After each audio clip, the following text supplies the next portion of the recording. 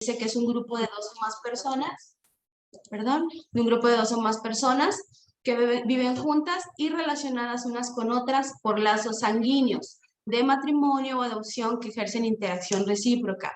También existe una terminología en la medicina cubana donde dice que es una célula y destaca mucho este término de célula fundamental de la sociedad, fundada en la unión matrimonial y en lazos de parentesco, de relaciones multilaterales entre esposo, esposa, padres, hijos, hermanos, hermanos y otros parientes que viven juntos y administran en común la economía doméstica. Aquí se centra un poquito a lo económico. Después tenemos ya definiciones como más globales, más generales, en el caso de Naciones Unidas, comenta que son los miembros del hogar que están emparentados entre sí hasta cierto grado, por sangre, adopción o matrimonio.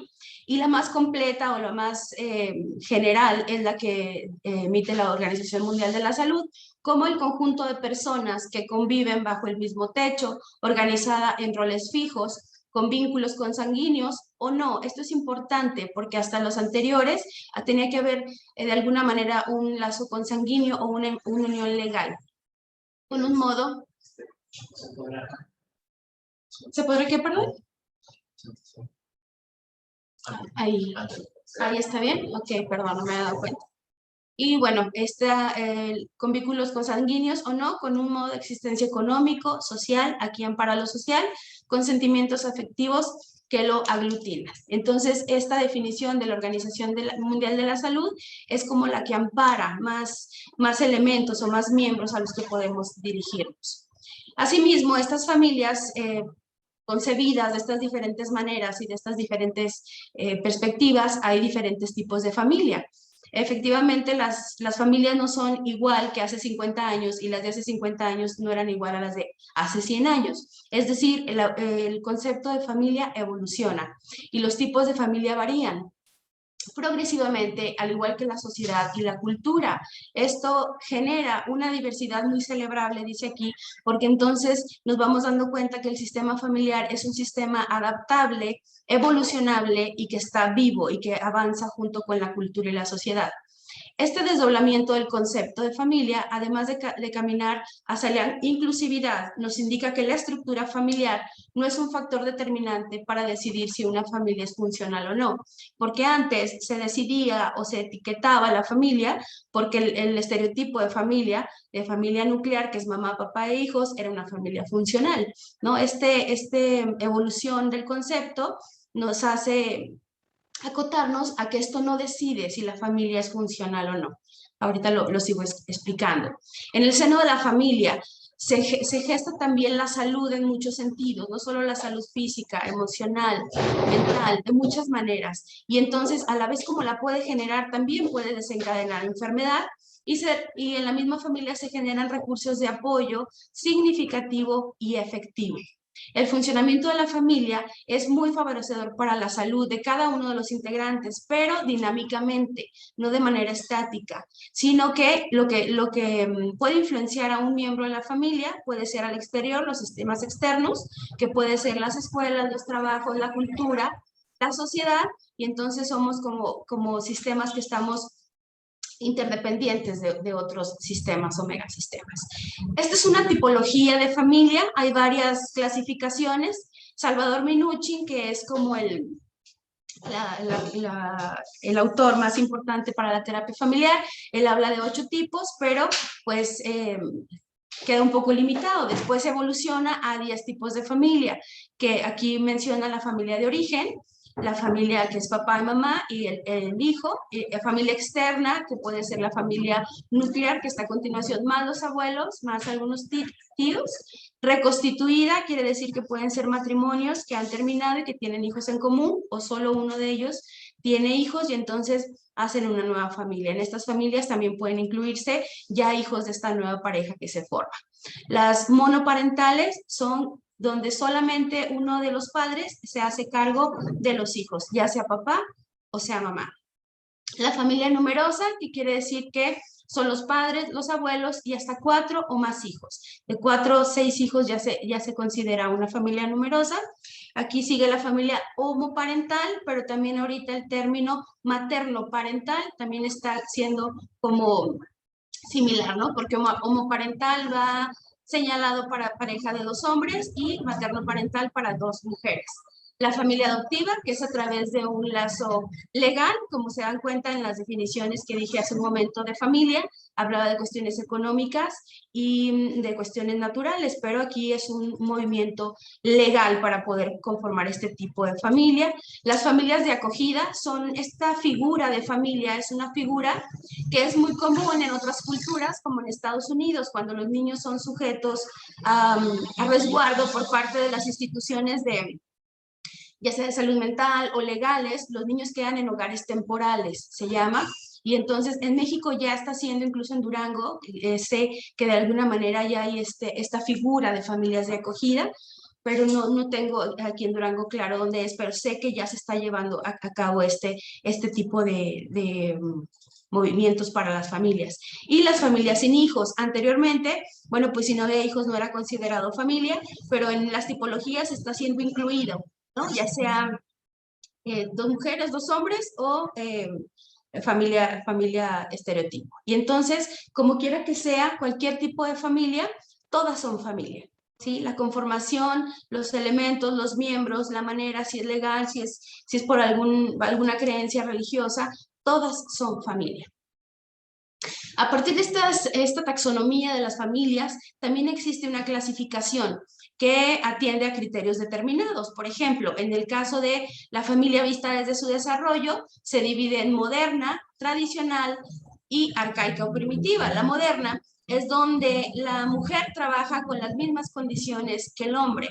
La tradicional es donde el papá funge como proveedor principal y es como esta figura principal económica. Y la arcaica y primitiva son las familias que viven en entornos rurales o en entornos de donde la familia puede proveerse de la tierra, de la pesca, de todas estas prácticas, como lo menciona aquí con este nombre, ¿no? Arcaico-primitiva.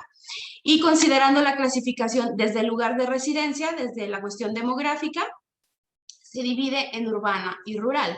Urbana es que la familia vive donde puede proveer el Estado o los servicios, en este caso públicos, de agua, luz, drenaje, todos estos servicios en los que puede ser proveída. Y la cuestión rural es que no tienen estos servicios. Otra clasificación más es por el número de miembros, la familia pequeña, que es de 1 a 3 miembros, la mediana es de 3 a 6 miembros y la familia grande es de 6 miembros o más. Por su ontogénesis o de cómo están conformadas, es familia nuclear, extensa o extendida, y mixta o ampliada, o la tipología que hablamos anteriormente. Desde el punto de vista de integración a la vida social, se clasifica como integrada, semi-integrada y desintegrada.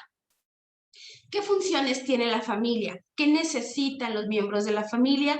¿Y qué funciones cubre la familia? Bueno, aquí dice que cuidado y protección como necesidad, afecto, reproducción, socialización y posición social o estatus social. Y la familia tiene como función para cubrir estas expectativas y necesidades de sus miembros, generar apoyo, dar afectividad, tener una buena comunicación, adaptabilidad y autonomía. Dentro de estas funciones y necesidades, la socialización es una de las más importantes según los autores, sobre todo en el inicio de la vida de los adolescentes, de los jóvenes, de los niños, porque esto adapta de manera más sencilla al joven a su cultura, a su entorno, a su contexto. El sistema familiar. Ya vamos adentrándonos aquí en el tema de los sistemas familiares. El lenguaje de los sistemas, y quiero rescatar y resaltar la cuestión del lenguaje. Cada familia tiene un lenguaje familiar independiente y exclusivo. Y se dice que este sistema se infiere que es un sistema resultante de partes independientes. Efectivamente, cada miembro es dependiente, pero habitan de manera mutua, no se descalifican, pero tampoco podría ser que si a la falta de uno hay un movimiento en la familia, pero no debería haber un movimiento grande. Conforme a esto, la conducta de un individuo afecta a su familia, red social y viceversa. Existe como la analogía de que los sistemas familiares son como un móvil de estos que utilizan en las cunas de los bebés. Es decir, que si muevo alguno de los elementos de este móvil, todo el sistema resulta que se mueve, ¿no? Y entonces hay que esperar a que se equilibre, hay que esperar a que se detenga. La familia es, pues, un sistema social y natural, ya que está constituida por una red de relaciones que dan respuesta a necesidades biológicas, psicológicas inherentes a la supervivencia humana.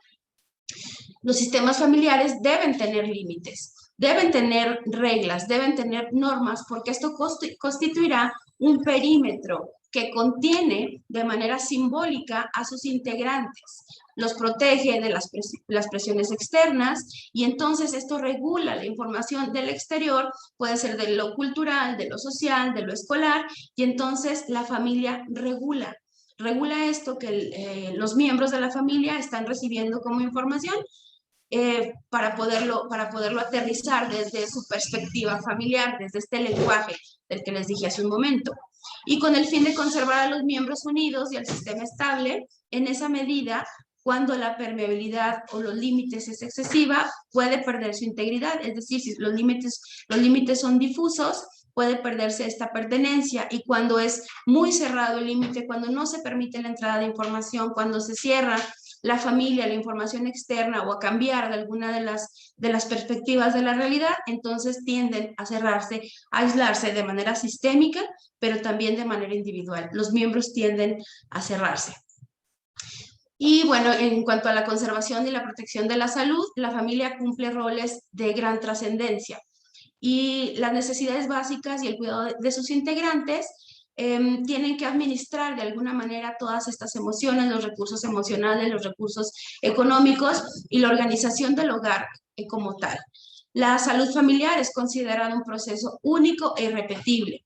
Se caracteriza, porque, bueno, cada uno de los miembros emitirá un lenguaje de cómo ha sido interpretado toda esta información y todo este maternaje o paternaje que han vivido a lo largo de su vida según la edad de cada uno. Ahorita hablaremos del ciclo vital de la familia. Y la salud de los miembros y el funcionamiento familiar es interdependiente. Yo utilizo mucho esta analogía en terapia con mis pacientes y les digo que somos seres biopsicosociales y justamente en este orden, biopsicosocial. Siempre dibujo una escalera donde yo les comento a manera gráfica, ¿no? y muy visual que este modelo biopsicosocial puede ser definido de esta manera. Yo les digo que si alguna cuestión orgánica o biológica está en el primer escalón y ese escalón está débil, no está atendido, no sabemos qué pasa, o yo no tengo la capacidad como terapeuta para diagnosticar alguna cuestión orgánica, que así lo es, tenemos que dar el espacio y derivar a psiquiatría o neurología, psiquiatría de enlace. Entonces yo les digo, mientras no nos paremos bien en este escalón bio u orgánico, no podemos avanzar los otros dos escalones porque nos vamos a caer o se van a caer, ¿no? Para darles como no me puedo meter al sistema, pero bueno, de manera simbólica, yo les hago saber que mientras este escalón, y por eso le puse ahí un asterisco, mientras este escalón no esté bien cimentado, bien fuerte y bien atendido, no podemos brincar al siguiente escalón. Y luego el social, pues ya es cuestión de integrar a la familia o a los miembros de la familia. Pero yo sí le doy mucho valor a este escalón biológico orgánico.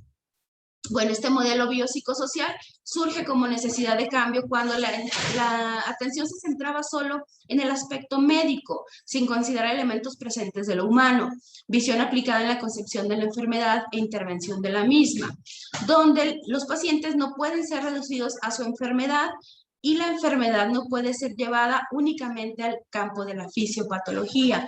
Yo creo que somos también sistemas interdependientes porque de alguna manera yo necesito derivar a los pacientes, o sea, una hoja de referencia a que tengan atención psiquiátrica o neurológica o en otras áreas. Ahorita les explicaré otros protocolos. Y entonces, una vez que podemos atender esto, podemos trabajar en conjunto. no está peleado, no está en contra, ni mucho menos, porque yo no puedo atender esa área y entonces como terapeuta llegaré incluso a frustrarme porque no logro llegar o no logro alcanzar aspectos que los miembros tendrían que integrar para poder avanzar de manera positiva en su proceso. Entramos a la terapia familiar. La terapia familiar se puede concebir como un enfoque de tratamiento de los problemas humanos que se da por medio de los miembros para ayudarlos a elaborar los conflictos en su origen. La terapia familiar como forma de intervención, fíjense bien esto, tiene el propósito explícito, porque lo tenemos que explicitar, lo tenemos que comunicar.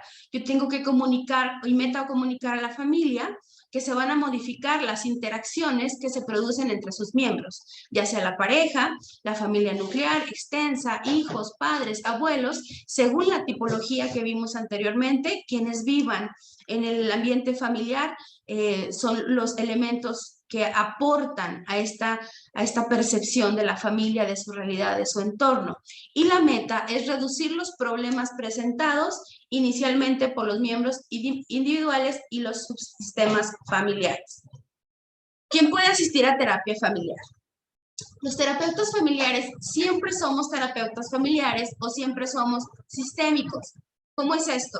Es decir, si yo tengo un elemento, un miembro de una familia o un paciente, un cliente de manera individual, yo lo sigo viendo de manera sistémica. Mi enfoque es sistémico.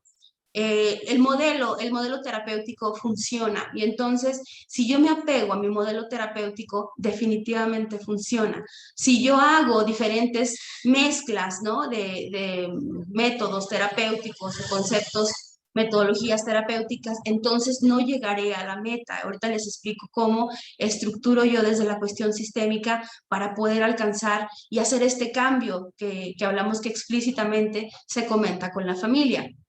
¿Quién puede asistir? Cualquier persona que lo solicite. Individual, pareja, mamá e hijos, familias completas. He atendido familias de 8 personas y realmente, imagínense, si yo digo, si las sesiones individuales son maravillosas, pues las sesiones con 5 o 6 elementos o miembros de la familia son triple o sextuplemente maravillosas. Cualquiera puede asistir a terapia familiar, porque a veces existe la idea de que, bueno, pues nada más soy yo, no puedo ir a terapia familiar, pero no, el enfoque del terapeuta es sistémico, no podemos dejar ese enfoque de lado. ¿Quién pide la sesión de terapia familiar? Generalmente o son los padres o son los abuelos para algún nieto o nieta, ¿no?, que son los portadores del síntoma. Aquí dice 2 aspectos. Cuando alguien pide la sesión para terapia familiar, yo tengo que evaluar 2 aspectos. ¿Cuál es la estructura de su sistema? ¿Quién lo conforma? Porque o pueden ser hijos que viven con abuelos, o puede ser una familia nuclear o familia extensa, y entonces en la primera llamada, en la primera sesión, yo tengo que estructurar el tipo de familia que es y quién está siendo el portador del síntoma. A mí me enamoró mucho esta parte de la cuestión sistémica porque el portador del síntoma no es el único que tiene el síntoma, no se le deja como esta etiqueta del portador del síntoma. Ahorita lo voy a explicar un poquito mejor. Hay 3 dimensiones importantes para la psicoterapia. A lo largo de la práctica me he dado cuenta que el modelo terapéutico bien acotado, bien ejecutado, funciona y funciona de manera sencilla. Hay que acotarse al modelo terapéutico, a las pautas, a las indicaciones y entonces de manera científica, porque es así, por eso es un modelo terapéutico, funciona y se va evaluando la familia.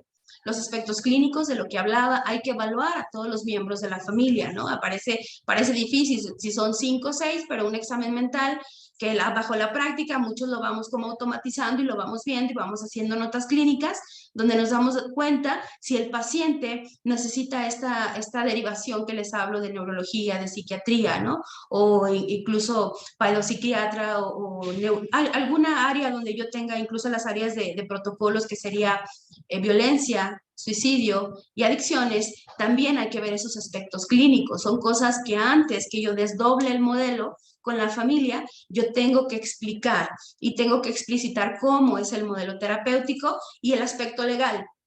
estamos hablando de que si es un sistema completo, si viene mamá, papá, hijos, hay menores de edad. Y la cuestión legal es muy importante para los psicólogos. Comentábamos ahorita que creo que es un aspecto que se ha dejado de lado y es algo muy importante. Lo vemos, ¿no? A manera en las facultades o en los lugares donde hemos sido entrenados o hemos estudiado, que el consentimiento informado, el aviso de privacidad, pero ¿qué sucede cuando alguien del sistema familiar es un menor de edad? Y entonces yo detecto alguna de las áreas o focos rojos que le llamo yo, que adicciones, suicidio o violencia. ¿Qué sucede si es menor de edad? ¿Qué puedo hacer? Ok, pues entonces tengo que pedir consentimiento de mamá y papá. ¿O qué pasa si el adulto decide no ir a psiquiatría? Si el adulto o la mujer u hombre violentado decide no presentar denuncia o no llevar a cabo el protocolo que debe ser. O el caso de un paciente con un proceso de ideación suicida o intento suicida, perdón, tampoco quiera ser atendido en las cuestiones orgánicas médicas, yo tengo que tener un documento que me ampare para, como exhibición de responsabilidad, o también hay varias figuras legales donde esto puede quedar bien acotado. Tomamos en cuenta que son sistemas completos. Así fuera una sola persona, yo veo muy importante como terapeutas estar blindados de esta manera con unas buenas notas clínicas, con lenguaje técnico, porque eso nos da guía y nos da este orden que debemos tener. Imagínense, pues teniendo 5 o 6 elementos de la familia, si tengo 6, 7 familias, pues ya son 30, 40 personas, es imposible confiar en la memoria. Hay que hacer notas clínicas, hay que darnos el tiempo para la nota clínica. Terapia familiar, hablaba hace ratito de que se tiene que explicitar, hablar, metacomunicar a los elementos de la familia o los miembros. Y entonces el objetivo de la terapia familiar es que estudie al individuo en su contexto, el hombre como parte del medio, incluso de manera cultural. En México podríamos hablar de un país, pero si yo hablo de una familia en el sur de México, es muy distinto el contexto al norte de México, en nuestro caso, incluso al centro. Las ideas, los procesos, la manera en que se conforma la familia y todo este contexto forma a este hombre como parte de su medio. Y entonces el objetivo también es modificar la estructura de la familia. ¿Cómo se modifica la estructura de la familia? Yo no voy a dejar que el papá deje de ser papá o la mamá deje de ser papá, sino ahorita hablamos de este movimiento interesante. Y otro de los objetivos es transformar la estructura del grupo familiar. Al transformar, perdón, la estructura, se acomodan los demás miembros de la familia. ¿Qué fundamento hay? Bueno, que el terapeuta se asocia momentáneamente con el objetivo que previamente formamos o construimos con la familia. Y esto es momentáneo. Sí, el terapeuta puede asociarse, puede apoyar a la familia, pero es de manera, ahorita vamos a hablar un poquito de la cibernética, de los sistemas observables, y vemos de qué manera el terapeuta entra, participa y después solamente observa. Y el fundamento es que la experiencia de los miembros se modifica. A veces me ha tocado que, por ejemplo, empiezan a ir 2 elementos o 2 miembros de la familia y falta un tercero o hasta otros 2, ¿no? Y entonces a la tercera o cuarta sesión se integran porque dicen, algo está pasando, en mi familia alguien está cambiando, está haciendo cosas diferentes, está hablando diferente, y entonces algunos miembros se integran porque ven que hay cambios. Para mí es muy importante tener un marco legal y metodológico. Tenemos que acotarnos a las leyes, a la Constitución política, definitivamente, a la Ley General de Salud. Hay una nacional y hay una que está en el Estado de 2018-2019 y derechos humanos. Esto nos da un perímetro para poder participar y intervenir de manera muy profesional. Hay normas oficiales, las normas oficiales que yo utilizo son las normas oficiales que se refieren al expediente clínico, al uso de la información, y estos son documentos que se firman al momento de la primera sesión. Es decir, yo no dejo pasar 2, 3 sesiones porque llegan en crisis o algo así. No, se da un momento para el llenado de estos formatos y poderle dar este respaldo a nuestros consultantes, pacientes o clientes y a nosotros, ¿no? Es un beneficio mutuo, porque al saber ellos que su información queda resguardada bajo la norma, entonces ellos saben que no tengo ninguna justificante para compartir su información. Al saberse resguardados, al saberse protegidos y saber que es un entorno seguro para ellos, entonces inmediatamente todos hablan y todos se expresan de manera natural. Tenemos códigos éticos, en mi caso es el de los psicólogos y el de los terapeutas familiares, y la ley de ejercicio profesional, que es de manera nacional. Los formatos necesarios de los que les hablo están acotados a todas estas anteriores marcos legales. Los formatos son sencillos, no se trata de hacerles como toda una letanía, sino son sencillos, explicables y leíbles de manera muy sencilla. Los protocolos de atención, yo le llamo filtros. Los filtros pueden hacerse, incluso puede haber una consulta cero, en alguno de los entrenamientos que he tenido se llama así, consulta cero, donde puedo recibir al consultante, paciente, y entonces si hay adicción, si hay violencia, inmediatamente sugiero se atienda a las instancias correspondientes. Hay instancias para atención de violencia, en el estado hay muchísimas áreas públicas que pueden dar sustento a todo esto, y entonces podemos derivar en esta consulta cero. No quiere decir que yo estoy diciéndole no te puedo atender, ¿no? Porque alguna vez podrían llegar con una sensación de que son de rechazo o algo así, y entonces el terapeuta también lo rechazó, ¿no? Entonces no se trata de eso, se trata de un acompañamiento, se trata de explicar y exponer o metacomunicar que lo que están viviendo puede ser atendido de manera muy integral, ¿no? Y yo como terapeuta no me frustro, no creo que mi método o mi modelo metodológico no funciona o no es lo suficientemente amplio para poder cubrir estas necesidades. Debo entender como terapeuta mis limitaciones, pero también puedo ver de dónde puedo hacerme más fuerte, porque si mi limitación es no atender suicidio, no atender violencia, no atender adicciones, pero tengo en el Estado, afortunadamente, organismos como este, donde me hacen el favor de invitarme, y muchos más, donde podemos engrandecernos como terapeutas, ¿no? Y lejos de soltar al paciente o sentirme débil, al contrario, tengo que tener un directorio para poder derivar a mis pacientes. Incluso si fuera posible, si conozco a alguien, si sé la línea de contacto de emergencia o algo, ese es algo que tenemos que tener, es como nuestros números de emergencia, ¿no? Que nos han enseñado hasta desde niños. Apréndete el número de tal persona por si pasa algo, aprende a ir aquí o aprende a pedir ayuda. Pues eso es lo que tenemos que acotarnos, ¿no? Tenemos que saber y conocer qué nos da el Estado, qué nos da el municipio, qué nos dan incluso organismos de colegas que podemos interactuar. También somos sistemas, ¿no? También somos proveedores de servicios de muchas maneras. Entonces, creo que eso nos da mucha fuerza como terapeutas. Explicar modelo terapéutico y duración del proceso. Es importante dar como esta guía a la familia.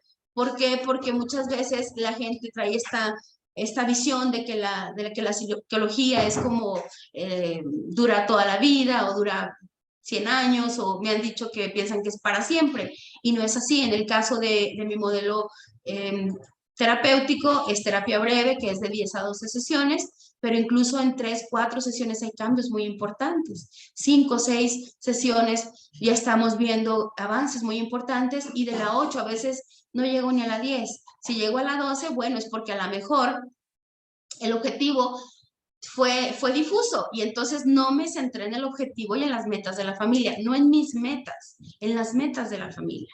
¿Ok? Entonces yo veo eso muy importante. La evaluación orgánica de la que ya hablé, no podemos avanzar si no hay una evaluación orgánica. Puedo tener test, puedo tener una CIS, puedo tener muchos, pero no hay como que el paciente se sienta muy protegido, ¿no? Y llevarlo y decirle, tienes que hacer esto, hay que ir a esta institución o con un médico tal, o del desarrollo en el caso de los niños, terapia del lenguaje, o que lo evalúe algún médico internista, cuestiones de lenguaje, de la lengua, de respiraciones, de la vista, de tantas cosas que tenemos que hacer sentir que esto es algo que es un marco completo. El enfoque del modelo, definitivamente el modelo sistémico, estructural funciona si se lleva a cabo y si se respeta, ¿no? Porque si empiezo yo a combinar, pierdo la objetividad del sistema, perdón, del modelo. La terapia familiar se lleva a cabo en tiempo presente, futuro y positivo. Generalmente los pacientes llegan en un discurso ya muy elaborado, es que ya se lo he dicho, toda la vida le he dicho, es que siempre le he dicho, siempre en el pasado, traído al presente. Y entonces hay que dejar muy claro, dejar muy en formalidad, que lo que hagan el día de hoy servirá para el futuro y en propositivo. Es difícil a veces, estos lenguajes familiares son muy dominantes. El lenguaje familiar domina, y no solamente por esta familia, sino por 2 o 3 generaciones, ¿no? Se trae ahí el constructo de que las mujeres en esta familia, X o Y, los hombres en esta familia, tal o cual cosa, ¿no? Y entonces no es tan fácil decodificar o quitar esa programación que trae la familia. Hay que hacer un planteamiento del objetivo claro, real y alcanzable, pero siempre en necesidad y en atención de la familia. No lo que yo crea que vi, esta familia, a lo mejor se hacen esto. No, no, no, no. Como terapeuta tengo que tener una escucha muy abierta y muy activa para poder encontrar qué realmente es el motivo de consulta, porque puede ser que el síntoma o el motivo expresado no sea realmente donde pueda hacer yo este cambio, y entonces, a manera de efecto dominó, de cascada, todos estos otros pequeños aspectos empiezan a acomodarse. Y bueno, en terapia familiar también es muy importante el ciclo vital de la familia. El ciclo vital de la familia, este es uno de las perspectivas de Laura Estrada Inda, que es en el caso de estudié, este fue al que nos acotamos.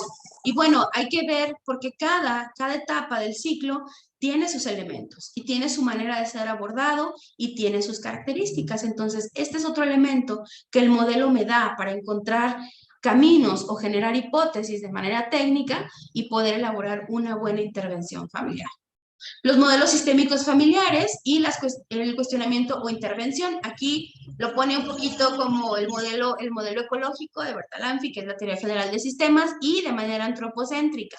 El hombre está al centro y puede caminar para cualquiera de los modelos, al modelo que le sea más cómodo. También es muy importante, a veces hay familias o hay personas que no les acomoda mi modelo terapéutico, ¿no? Y entonces a lo mejor yo como terapeuta puedo decir, ¿sabes qué? También te puedo derivar con un colega que tiene este otro tipo cognitivo-conductual, es centrado en el cliente, es centrado en problemas, algún otro modelo terapéutico, ¿no? Porque si el paciente no avanza o veo que mi modelo terapéutico no es el adecuado en ese momento, también tengo que tener la habilidad de decir, funcionaría más en cognitivo o en cognitivo conductual, ¿no? En el caso probablemente a veces de los niños.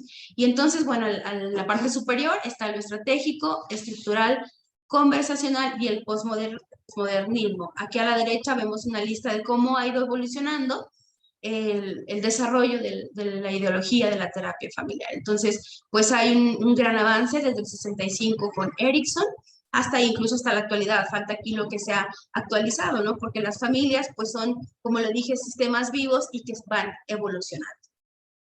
El enfoque sistémico es tomado de la teoría general de los sistemas de Bertalanffy y se presenta como una forma, fíjense bien, científica y sistémica de aproximación y representación de la realidad orientada hacia el trabajo interdisciplinario. ¿Ok? Entonces, la terapia familiar se alimenta de la teoría general de sistemas, de la cibernética de Forrester por la cuestión de los sistemas observados, y en esto que los terapeutas tenemos que entrar al sistema, observar, hacer algunas aportaciones, hacer cambios y entonces salir y solamente observar para que posteriormente el sistema de manera automática y natural elabore estas pautas que debe cambiar. Y la teoría de la comunicación humana de Paul Watzlawick, que habla de los axiomas de la comunicación. Generalmente hay 2 áreas donde se desarrolla las áreas de oportunidad para las familias, que puede ser el área de comunicación o el área de las pautas comunicacionales. La terapia familiar sistémica con perspectiva de género se integra a este modelo de perspectiva a partir de los 90, que es después de la Escuela de Milán, tomando en cuenta esta ecología familiar. Lo que vimos ahorita en los modelos es tipo el modelo ecológico, y aquí nuevamente lo muestra como una ecología familiar. Por lo que la terapia familiar con perspectiva de género busca liberar a los clientes masculinos y femeninos de limitaciones destructivas e innecesarias que surgen de una estructura social opresiva, ¿no? Esto es igualmente según la cultura, según la sociedad y según cada sistema. Cada sistema tendrá sus roles, sus expectativas de los roles de la mujer, de los roles de los hombres, incluso en los niños, ¿no? Se van poniendo ahí estereotipos. Y esta perspectiva de género ayuda para buscar cómo resolver los conflictos que las familias nos exponen. Y bueno, hablaba yo de modificar la estructura familiar. ¿Qué es la estructura familiar?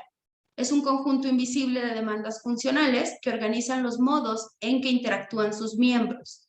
Y entonces aquí se dice que las familias operan bajo pautas transaccionales y bajo pautas comunicacionales. ¿Qué puede ser una pauta transaccional? Para ponerlo como aterrizado. Es como cuando una pareja tiene un bebé, ¿no? Tiene un bebé y la primera noche el bebé llora, llora, llora, llora y alguien se espera para que el otro lo levante, ¿no? Aunque los dos están como que quieren levantarse, pero estoy muy cansado, pero no quiero. Y entonces el hombre se levantó a las 3:30 de la mañana a levantar ese bebé. Y entonces al día siguiente se vuelve a levantar y se vuelve a levantar. Entonces esa pauta ya se instaló. Y a partir de ahí, si él no cumple ese elemento, entonces puede derivar en algún asunto. Y las transacciones repetidas establecen pautas de relación. ¿Qué es esto? La repetición de esta conducta, de este hombre que se levantó 3:30, 3:30, 3:30 por 15 días, y el día 16 dice, ¿sabes qué? Te toca a ti. Pues, ¿quién dijo? Si tú te has levantado 15 días, porque ahora me tengo que levantar yo lo atiendo todo el día, entonces empieza toda esta pauta transaccional que está generando un movimiento no positivo en la familia. Esta estructura tiene también diferentes elementos que pertenecen a subsistemas, debido a que somos elementos que interactuamos con otros sistemas, que puede ser por generación, por interés, por función. Cada individuo de la familia puede pertenecer a distintos subsistemas, algunos similares y algunos totalmente distintos. Los límites están constituidos por reglas que definen quiénes participan dentro del sistema. Pueden ser claros, difusos y rígidos.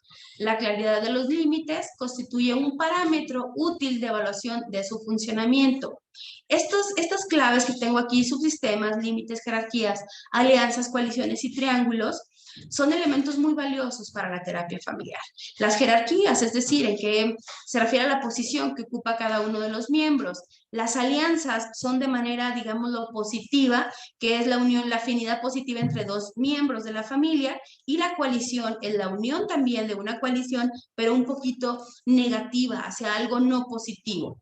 Y los triángulos tienen como función dentro de un sistema equilibrar la relación de varios miembros que pueden tener relaciones conflictivas.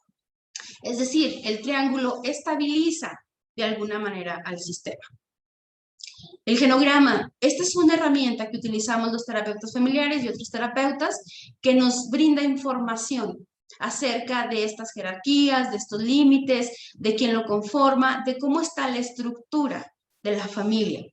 Para mí, en lo particular, es un elemento muy valioso y es un ejercicio muy bonito entre las familias, porque cuando hay niños, a los niños les encanta escuchar historias y les encanta saber que el abuelo trabajó en el campo y que la abuelita andaba en tren, o que el papá incluso pues se han dado cuenta de la mejor de otras familias, o de que el papá tiene otros hijos, o que hay otros tíos, o que no conocen tíos.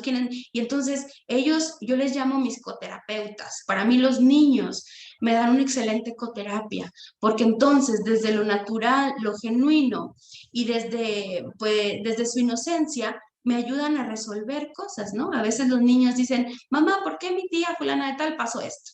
¿No? Y entonces son coterapeutas natos y que desde la naturalidad me dan esa frescura en el sistema, y los papás al oírlo en voz de sus hijos lo concientizan y entonces empieza a haber movimientos.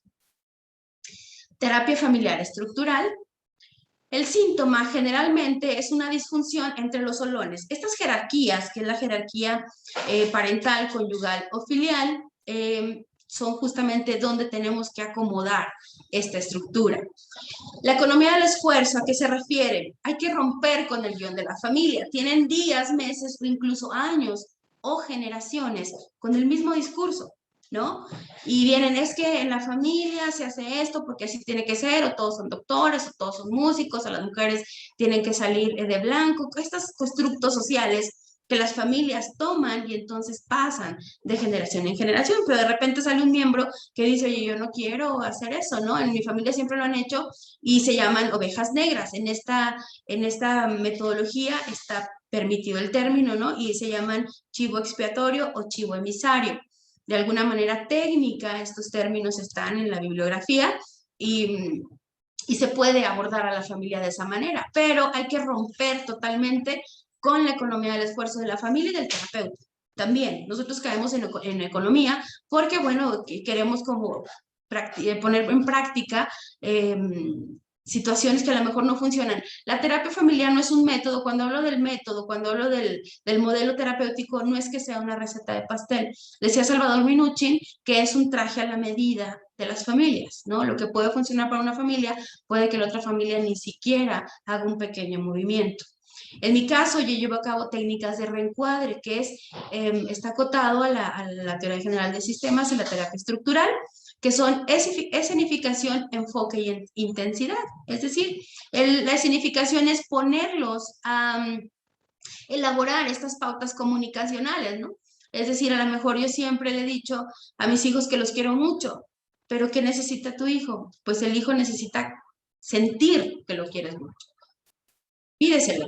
Es difícil a veces para los chicos o para los papás pedir, ¿no? Y entonces verbalizarlo no resulta tan fácil. Y estas técnicas de escenificación prácticamente se llevan a cabo escenas, donde se rompe esta resistencia a poder llegar a darse un abrazo, una caricia, a decirse una palabra de cariño, al hacerlo, ¿no? ¿Cómo te sientes? Y entonces, generalmente yo les puedo decir que siempre es positivo. El enfoque es entonces ver alguna palabra que no sea del todo positiva, a futuro, en presente, y entonces se le cambia y damos como esta dirección y se le da intensidad. Es decir, vuélvelo a hacer, repítelo y ejecútalo, ¿no? Y entonces aquí se metacomunica cuando la familia empieza a hacer estos movimientos. A la cuarta, quinta, sexta sesión, la familia está llevando a cabo estos movimientos de manera natural. ¿Por qué? Porque está pues en su socialización del sistema. Se metacomunica, una vez que se va metacomunicando, podemos incluso espaciar las sesiones 15 días, 20 días, para que la familia lleve a cabo más escenas de manera natural y entonces cuando vengan a consulta digan, ¿sabes qué pasó esto? Y reestructuramos, escenificamos y lo cambiamos. A esto le llamó Salvador Minuchin el danzar de la familia. Tenemos que ponerlos a danzar y de repente nosotros como terapeutas tenemos que entrar a esa danza, no a danzar, a esa danza para poderlos acompañar. Y estas pautas transaccionales de las que les hablo regulan la conducta de los miembros y tienen que ser regulada por por dos sistemas en coacción. El primero implica reglas de jerarquía, por edad, por trabajo, por cómo lo vean que es útil para esta familia, que resulta práctico y que resulta funcional en cuestión de jerarquía. Y el segundo, lo idiosincrásico, expectativas mutuas, ¿no? Muchas veces se llega a terapia cuando esperaban que el hijo saliendo de prepa estudiara tal o cual carrera y entonces no quiere estudiar, quiere trabajar o quiere un año sabático y entonces están rompiendo las expectativas del sistema. Pero entonces metemos al joven, al adolescente, cuáles son sus expectativas o cómo integra esto que papá y mamá están depositando en su responsabilidad. Entonces, estas pautas transaccionales, ¿cómo se generan? ¿Cuándo se generan? ¿Y dónde se generan? Y generar reglas negociables donde participen en la manera de lo posible los miembros que las van a ejecutar o que las van a vivir. Esta diapositiva está muy grande, pero son herramientas. Hagan de cuenta que tenemos una cajita de herramientas para los terapeutas familiares y estos son elementos que para mí son muy valiosos y cada uno lo tengo ahí metafóricamente en una cajita de herramientas. Tiene que haber preguntas lineales y circulares. Les decía que los terapeutas familiares ya somos siempre terapeutas familiares.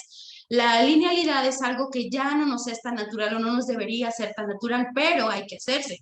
De repente hay que ser directivos y preguntarle a alguno de los miembros algo en particular, pero el uso de la circularidad nos da mucho más elementos. Neutralidad.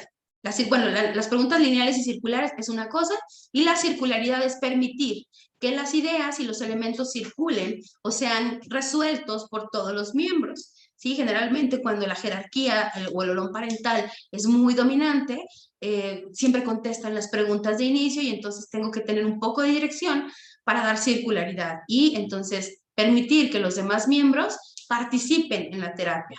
La neutralidad, es decir, yo como terapeuta no puedo hacer alianzas ni coaliciones de manera explícita, ¿sí? Porque a veces dicen los pacientes, es que te pusiste del lado de mi mamá, o te pusiste del lado de mi papá, o te pusiste del lado, en caso cuando son pareja, dicen, te pusiste del lado de ella, pues son dos mujeres que en contra de mí, ¿no? Luego pasa con los hombres, y hay que tener mucho cuidado con esa percepción de los pacientes. Hay que hacer movimientos de primero, segundo y tercer orden. Es diferente a la cibernética. Los movimientos de primer orden son estas transacciones naturales de los pacientes. Yo incluso a veces cuando llegan muy en crisis les permito hablar, ¿no? Y me doy cuenta cómo suben el tono de la voz, cómo distorsionan incluso el lenguaje, puede distorsionarse incluso en groserías, y entonces me doy cuenta en eso, encuadrado perfectamente que no se pueden faltar el respeto y no se puede haber violencia. Y de segundo orden es, a ver, vuelvan a hacer esto, pero ahora con respeto, o ahora sin levantar la voz. Eso es de segundo orden. Y tercer orden es ajustando este último movimiento. Eso es la significación. Y luego se ilumina y se significa. Es decir, lo ilumino, es decir, le digo, esto hay que quitarlo, esto hay que modificarlo, cómo te gustaría escucharlo, cómo lo escuchas, cómo lo sientes, cómo lo percibes.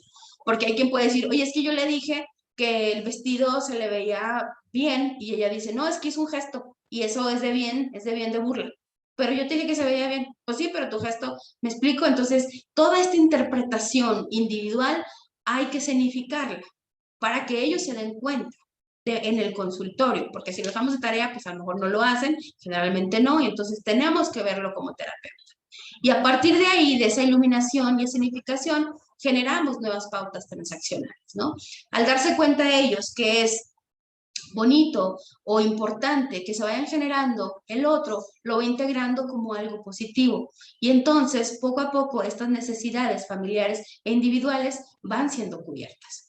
Hay que tener cuidado con el lenguaje de la familia, con el lenguaje técnico como terapeuta. Yo no puedo hablar con un lenguaje muy elaborado. Si la familia tiene un lenguaje en particular, así lo tengo que utilizar. No puedo o no debo meter palabras que yo decida que pueden funcionar, ¿no? Si en la familia, incluso si la familia es familia de deportistas, puede utilizar analogías de acuerdo a su contexto para que puedan como armonizar los conceptos. Los constructos sociales siempre se tienen que tener en cuenta, siempre. Los constructos sociales de la familia, de su entorno. Tener una escucha activa, neutral y circular. Tener objetivos definidos. Generar una reestructura y quitar el lugar que no corresponde. Tener objetivos definidos es muy importante, elaborarlo entre toda la familia, porque a lo mejor la mamá llega y dice, es que a mi hijo me lo regresaron de la escuela porque es así, ya está. Y el niño dice, mi objetivo es otro. Tengo 5 objetivos juntos.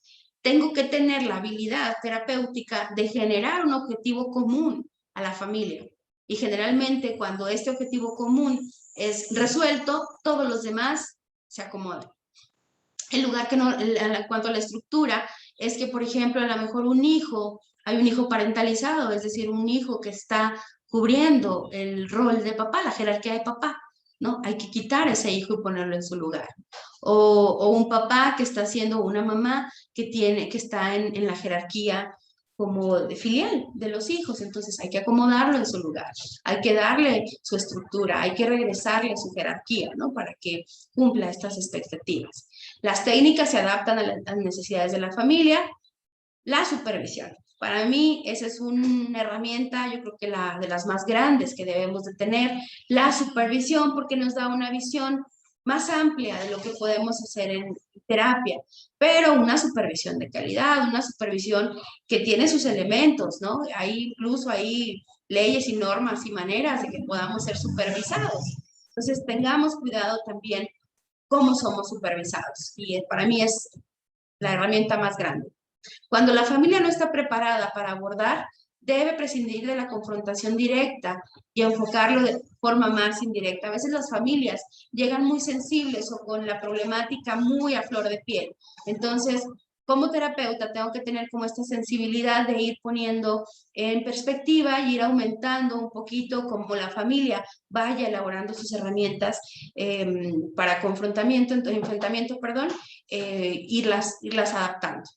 La terapeuta debe mantener una postura curiosa, pero no crítica, mientras examina e identifica patrones de pensamiento y conducta. Esto es las primeras 2 o 3 sesiones donde yo voy a hacerme del material, del contexto, de la ideología, de todos los elementos que tiene el sistema. Si no hay las herramientas como terapeuta, derivamos con toda la sencillez y la humildad terapéutica, si lo puedo decir de alguna manera. Si yo veo que es un caso en el que no me es suficiente mi caja de herramientas, entonces atiendo en esta consulta cero que les digo. Si no me es suficiente los elementos externos, entidades de gobierno, municipal, estatal, para atender al paciente, entonces busco una alternativa, ¿no? Y me sigo capacitando, evidentemente, para no volver a caer como en estos impases de terapia. Los y las pacientes poco a poco van adquiriendo la capacidad para actuar, legitimar y desmitificar, generando conductas, valores y sentimientos alternativos. Si yo como terapeuta utilicé mis herramientas bien, el paciente empieza a elaborar de manera natural sus capacidades y sus propias herramientas. El terapeuta, al formar parte de los sistemas observantes y co-construir la nueva realidad, aportará desde su mirada e intervenciones de manera explícita o implícita que se encuentran teñidas de los conocimientos adquiridos en la formación. Es decir, sí podemos aportar cuestiones técnicas, pero siempre armonizadas con el lenguaje de la familia. El modelo familiar sistémico nos permite estudiar a la familia con el objetivo de conseguir información necesaria para poder intervenir algún problema desde su punto de origen. Por eso nos vamos a 2 o 3 generaciones previamente. Y es ahí cuando se dan cuenta, ¿no? Pues es que esto siempre ha pasado en mi familia. Y cuando se preguntan, ¿por qué? ¿Por qué siempre ha pasado? ¿Por qué lo seguimos haciendo si no nos gusta? No lo queremos hacer. Entonces, bueno, ahí se generan estas nuevas pautas para generar nuevos elementos para cada familia. Y bueno, dice que para poder atenderlo eficazmente, para cuidar la integridad de la familia y cada uno de sus miembros. Ahí se me fue perdón. ¿Cuándo se da de alta terapéutica en terapia familiar? El alta terapéutica se da cuando el objetivo familiar ha sido cubierto. Cuando como terapeutas me doy cuenta que las escenificaciones se dan de manera natural, que los movimientos son de manera natural, que la comunicación ha mejorado mucho o es la que ellos necesitan, porque al decir mejorado, pues es una abstracción mía, ¿no? Y a lo mejor para la familia, pues no ha mejorado, pero eso se ve en las pautas comunicacionales, ¿no? Hablábamos bueno, es que cada una de las teorías se podría ser abordada en particular, pero la cibernética nos permite como tener esta participación dentro del sistema, salirnos a observar, hacer movimientos, tener direccionalidad y poder llegar a ello, ¿no? Entonces, el alta se da cuando la familia ha logrado el objetivo. Luego las familias no se quieren ir, pero les decimos, ya no me necesitas, ya no me necesitan, adelante. Se deja una cita abierta, puede ser, y entonces en algún momento, por otro objetivo, pueden regresar. Pero si es por el mismo, algo pasó. Algo como terapeuta quedó ahí inconcluso, hubo un impasse, hubo un punto ciego, algo sucedió.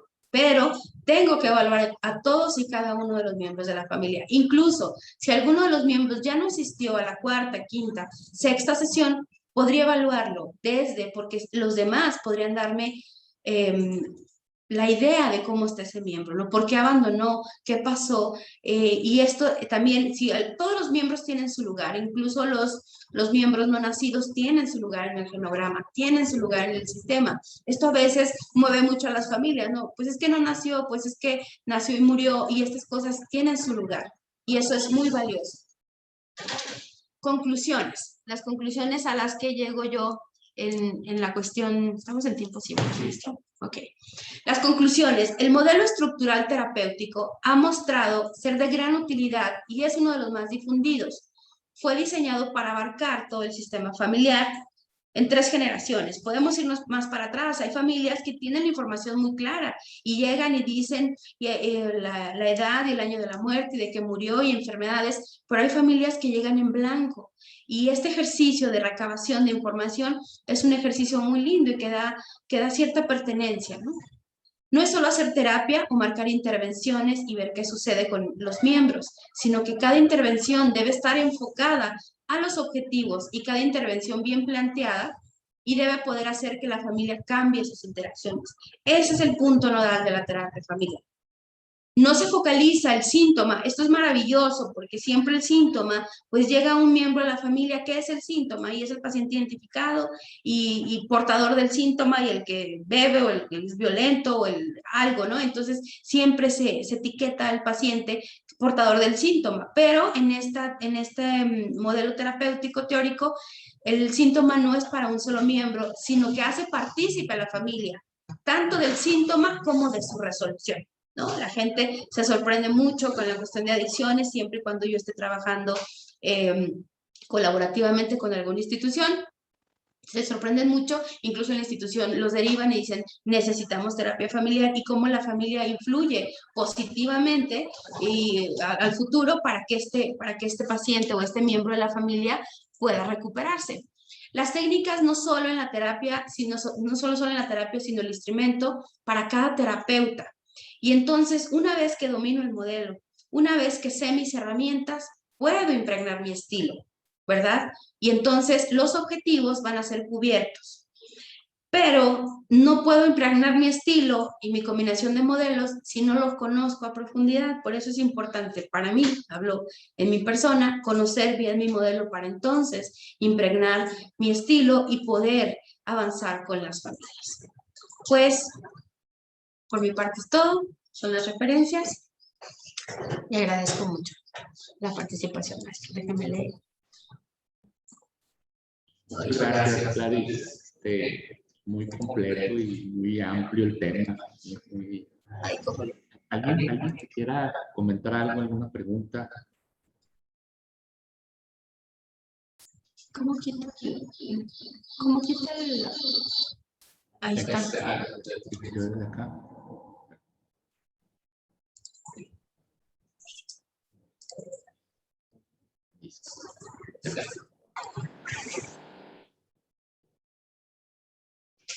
Ok.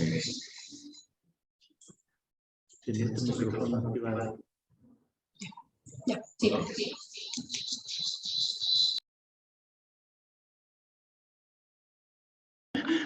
Perdón, lo que pasa es que estamos en la misma oficina y se nos vicia de pronto ahí la comunicación. ¿Alguien que quiera comentar algo? ¿Alguna pregunta? ¿Algún comentario?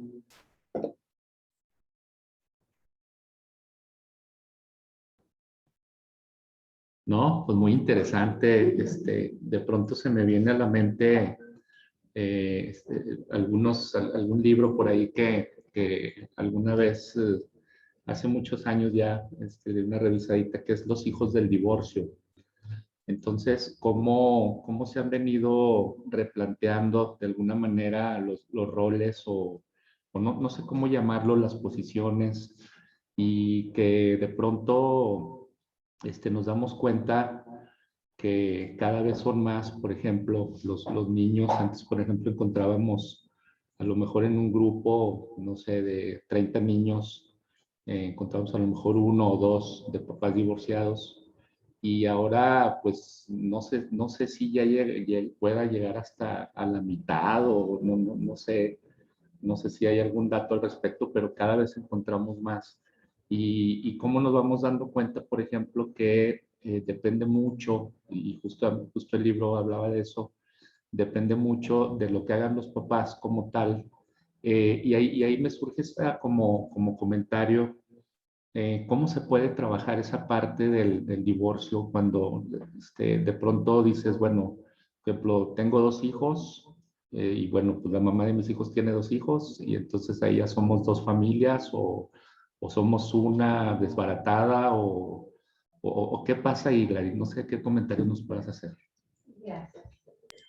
Bueno, sería una familia reconstruida, ¿no? A veces incluso papá tiene sus niños, mamá tiene sus niños y entonces también tiene sus propios niños, ¿no? Y entonces,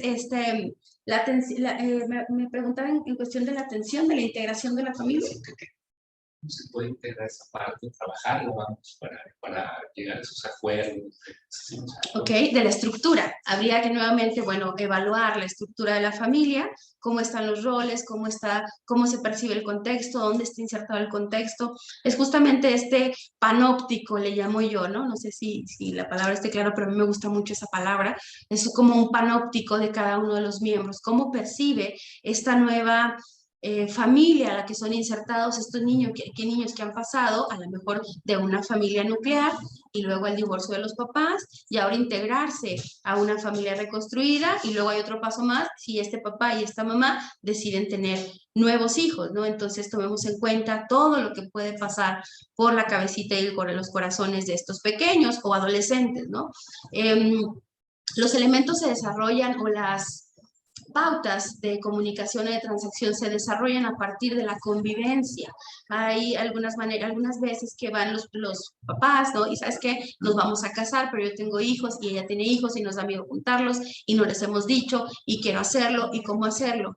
Ahí se evalúa cada uno de los elementos de ambos padres. Cuando son chiquitos, pues los niños, algunos hay como mucha adaptabilidad, ¿no? Entre más chiquitos, cuando son adolescentes es cuando, híjole, empieza como más difícil esta nueva conexión, ¿no? Pero yo les aseguro que hablando desde el amor, yo siempre lo digo, hablar en primera persona, desde el amor y en propositivo, el resultado será positivo.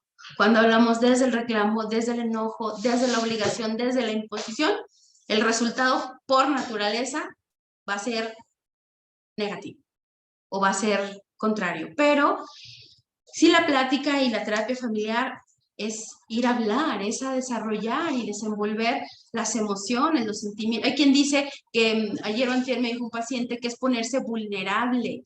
Imagínense nada más, ¿no? Sentirte vulnerable en una sesión de terapia. Entonces, de alguna manera no se metacomunica, no le digo te estoy protegiendo, pero hago de manera implícita que él se sienta protegido, que la información y lo que suceda ahí, llantos, tristezas, recuerdos, secretos familiares, salen cuestiones difíciles en la infancia, abusos, sea de familia, sea de abusos físicos, abusos sexuales, emergen ahí, ¿no? Emergen en el entorno terapéutico, pero cuando los niños son hablados y son llevados con cariño y comunicado, metacomunicado y escenificado, decirlo, a ver, díganlo, explíquenlo, háblenlo, la simple manera en cómo lo estructuran, cómo verbalizarlo para los niños, estos nuevos hogares, para los niños es muy importante que los papás los tomen en cuenta. A lo mejor las generaciones anteriores, los papás nos decían es así y así es y así será, ¿no? Y te aguantas.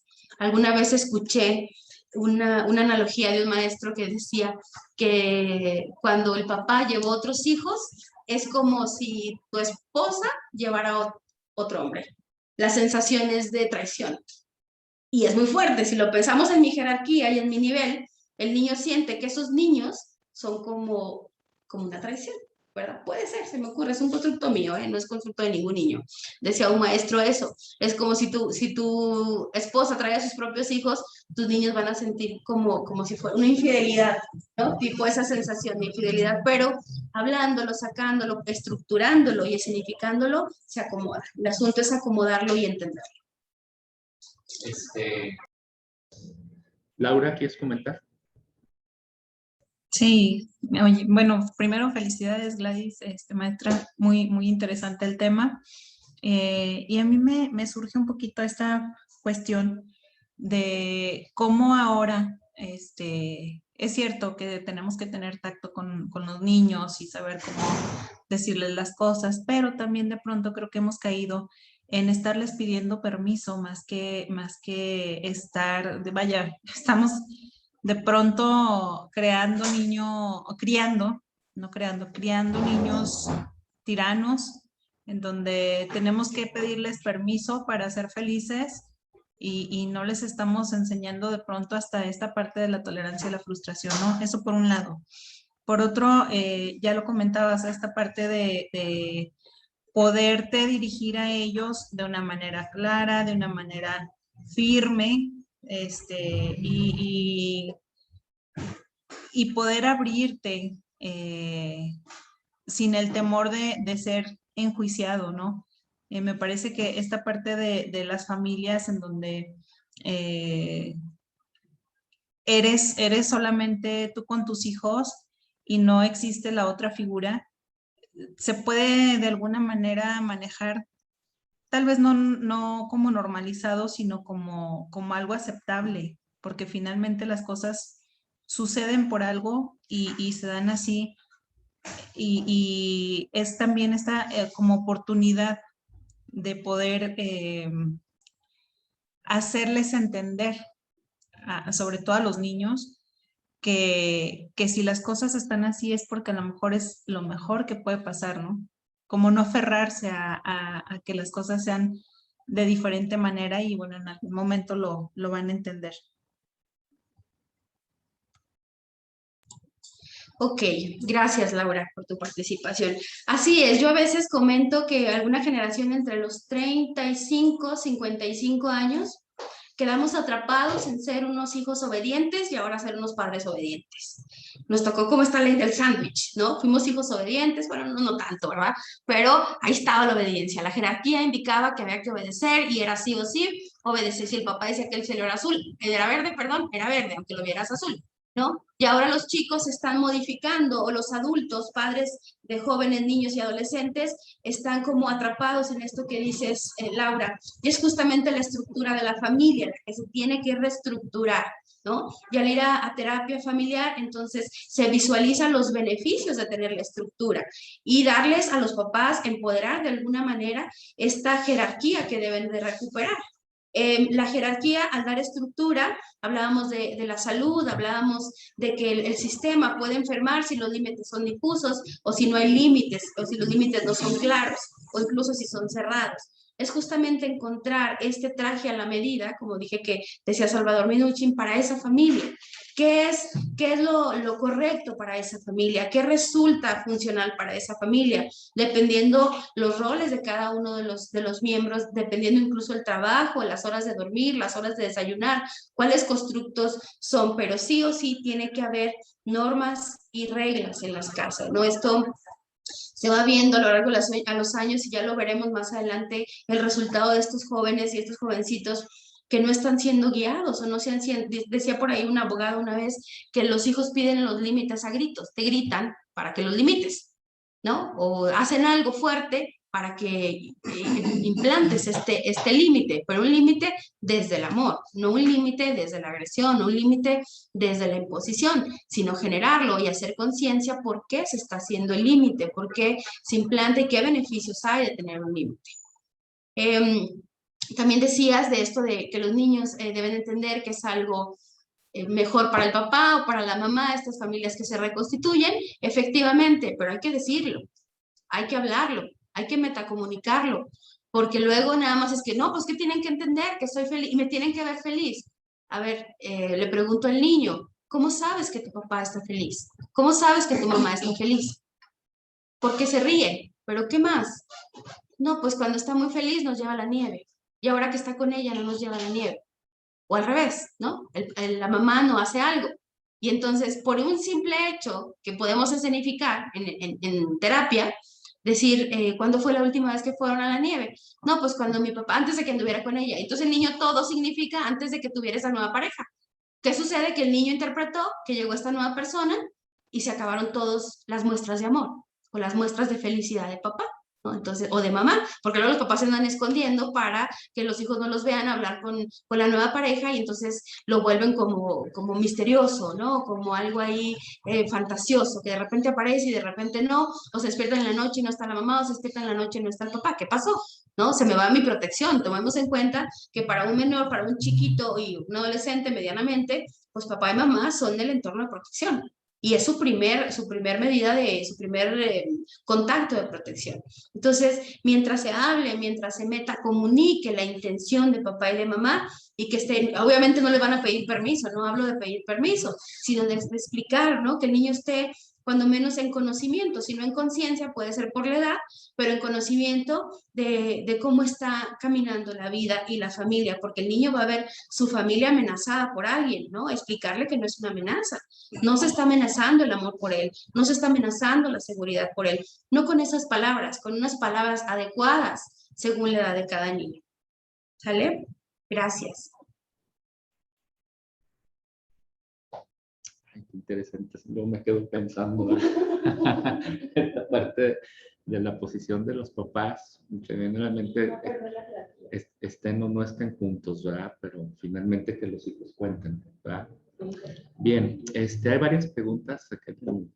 Dice, si en una terapia familiar hay uno de los pacientes, bueno, si en una terapia familiar uno de los pacientes tienen un trastorno, y si yo como terapeuta también tengo las herramientas para tratarlo, ¿lo puedo hacer? ¿Es ético o necesariamente tengo que derivar? Qué buen término. Ok, es ético, ¿verdad? ¿Es ético o no es ético? Precisamente ahí nos tenemos que acotar a los códigos éticos a los que perteneces. Dices, eres terapeuta, desconozco qué tipo de terapia desarrolles, pero desafortunadamente o afortunadamente en México la única ley general de salud es en Ciudad de México y aplica para Ciudad de México. Entonces, pues no, la ley no te lo castiga, no te lo niega. Éticamente, si tú tienes las herramientas, habría que ver a qué herramientas nos referimos, ¿verdad? Porque si yo puedo trabajar de manera multidisciplinaria, yo les decía, como ensanchamos estas alas o esta manera de atención del paciente. Si las tienes, adelante. Es algo que yo traigo ahorita, y justamente es el maestro Adrián que estábamos platicando, que esta cuestión ética, legal, de los códigos profesionales, del ejercicio de la profesión, está como ahí, fluctúa. Entonces, eso depende de la carrera que tengas como terapeuta, no sé qué maestría o especialidad tengas, pero eso generalmente no lo van desarrollando a lo largo del entrenamiento y las supervisiones en las maestrías o en las certificaciones, que pues podemos dar terapia siendo psicólogos o siendo terapeutas o teniendo máster o doctorado, pero ahí nos acotamos a nuestra creencia y a nuestro proceder ético y moral, ¿no? Bien, gracias. Dice, bueno, felicitaciones, muchas felicitaciones. Recomendaciones de libros, aquí nos hacen te hacen dos peticiones, algún libro donde se revisen alianzas familiares y alguno donde para trabajar el vínculo con nuevos integrantes, por ejemplo, la relación padrastro-hijos. Un libro que me recomiendas. Bueno, pues, ahí está. Bueno, pues, libro en cuestión como terapeuta o como miembro de la familia, si pueden ponerme ahí. Algún libro, porque pues yo les podría comentar como terapeuta, sería Teoría General de Sistemas, y puede ser el de tienes una hora de terapia, algo así. Los tengo en PDF, si gustan se los comparto al maestro ya que los comparta. Cuando tienes una hora para hacer terapia, puede ser. Y estas nuevas relaciones, más que libros como tal, pues Luz de Lourdes Seguiluz, que hace poquito estuve en una capacitación con ella, qué maravilla de persona. Ella tiene libros de pareja y son muy accesibles. Están para paidos, creo que son para paidos. Y todos los libros de Luz de Lourdes Seguiluz tienen esta perspectiva sistémica, porque ella de hecho fue de las primeras precursoras en México que instaló en la Universidad Autónoma de México la licenciatura y luego la maestría, Y todos los libros de la maestra Luz de Lourdes Seguiluz tienen una perspectiva sistémica. Entonces hay para pareja, hay para familia, ahí ella ahorita está elaborando libros de psicología positiva y está muy, muy activa, pero sí les recomiendo los libros de la maestra Luz de Lourdes Seguiluz. Muy bien, muchas gracias. Sí, por ahí te voy a dar carrilla para que nos pasen, ¿no? Sí, y para también distribuirlos aquí, que los puedan revisar.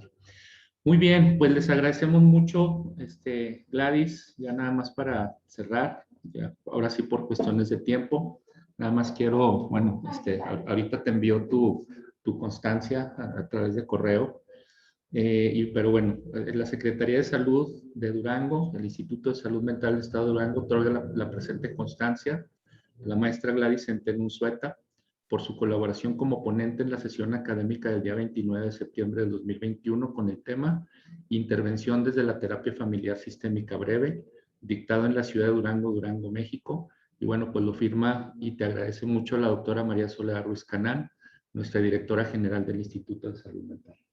Muchas gracias. Y bueno, pues con eso cerraríamos. Les comento que el próximo miércoles no tendremos sesión académica porque, bueno, pues es el segundo Congreso Nacional de Salud Mental, Educación Básica, Nuevos Desafíos, durante el jueves y el viernes, pues por ahí los esperamos. Muchas gracias, Gladys, y por darnos tu tiempo, y estamos al pendiente de un próximo tema. Gracias. Gracias a todos. Gracias a todos, gracias.